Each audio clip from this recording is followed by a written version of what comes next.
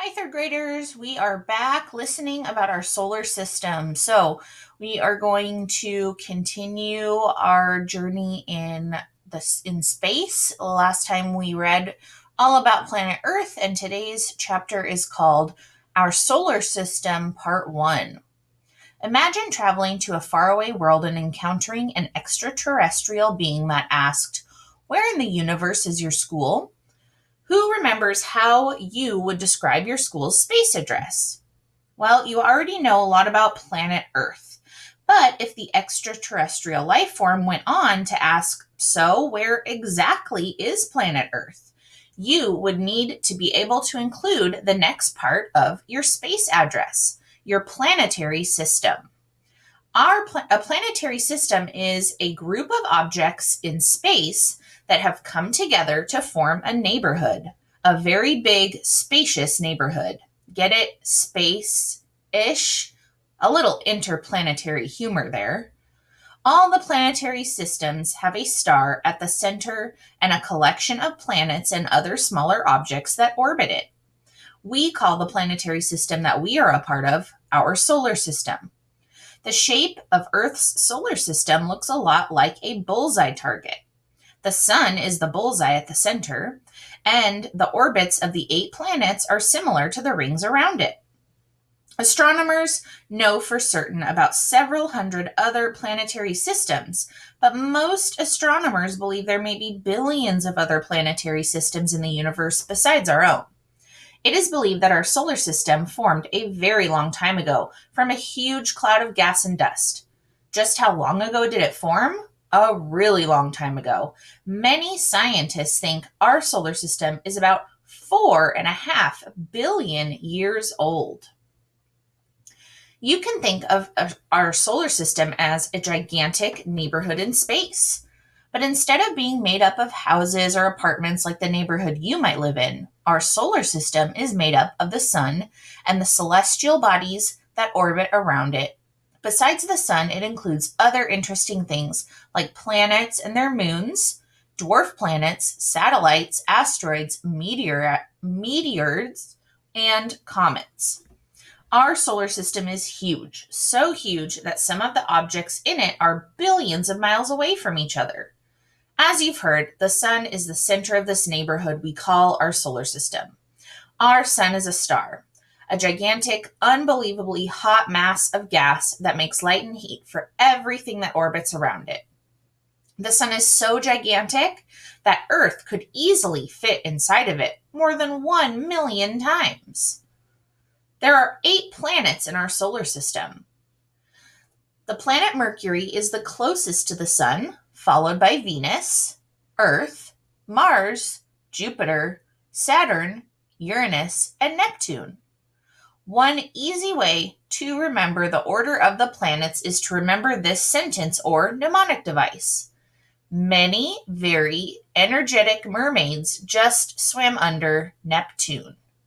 Each of those words begins with the letter that the planet begins with in order. So many, that would be Mercury, very, Venus, energetic, Earth, mermaids, Mars, just, that would be Jupiter, swam, Saturn, Uranus means under, right? And then Neptune, the end of that sentence is just for Neptune. Besides these 8 major planets, there are also a number of smaller planet-like objects in our solar system classified as dwarf planets.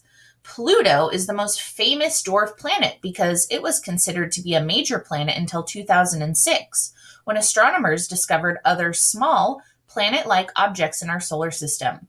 Many astronomers from all over the world met to discuss a new definition of what makes a planet. Why did Pluto get demoted or reduced in rank from planet to dwarf planet? Astronomers have agreed that a planet has to be able to clear its orbit of most other objects, such as asteroids and other space debris. Because it is so small, Pluto hasn't cleared these leftover pieces of rock and dust from its orbit yet. Pluto is now classified as a dwarf planet.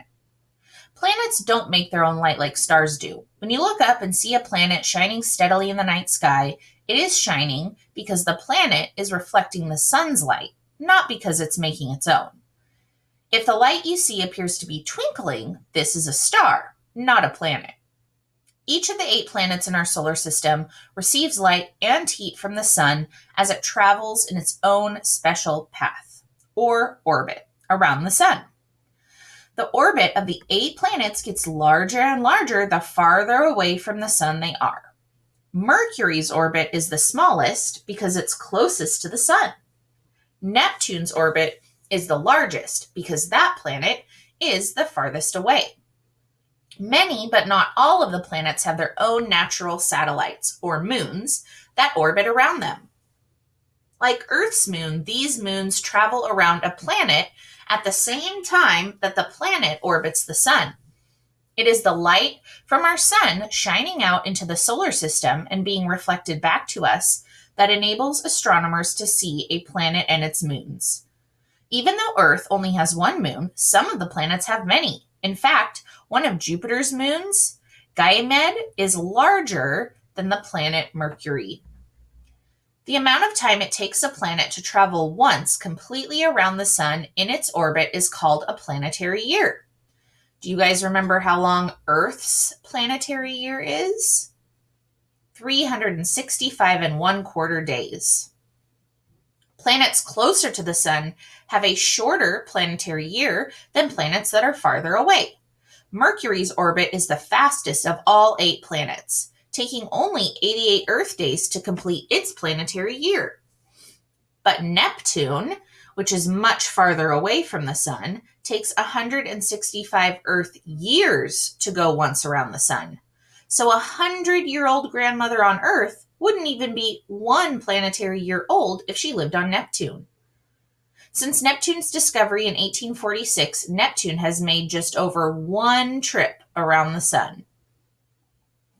Besides orbiting the sun, each of the 8 planets in our solar system also rotates on its own axis. Remember, an axis is the imaginary line that goes from a planet's north pole through to its south pole right through the center. 1 day on a planet is the time it takes a planet to rotate 1 full time on its axis.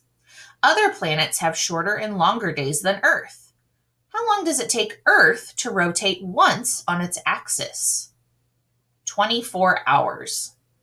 1 day on Mercury takes about 58 Earth days because Mercury rotates on its axis very slowly. Jupiter's rotation is much faster, clocking in at about 1 Jupiter day for every 10 Earth days. For every 10 Earth hours. Although the 8 planets in our solar system have a lot in common, they are also very different. Many astronomers believe that all 8 planets have a solid core or rocky center.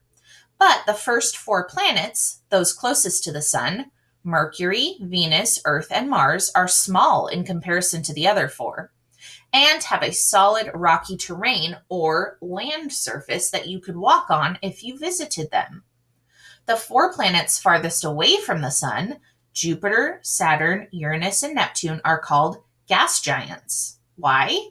Because they are mostly made of gas, so you couldn't walk on their surfaces if you visited them, because there's no solid surface or terrain to walk on.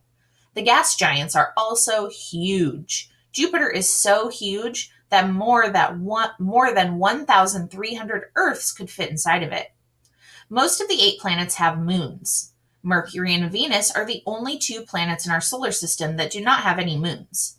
Moons are satellites or smaller objects that orbit around a larger planet. Earth's 1 moon is considered to be a satellite because it orbits around Earth. A moon is a natural satellite. Humans have created artificial satellites that have been placed in orbit around Earth to aid in communication and research. So you may hear satellite meaning a natural satellite like a moon, or you might hear man-made satellite, which would be something we sent into space to communicate with signals.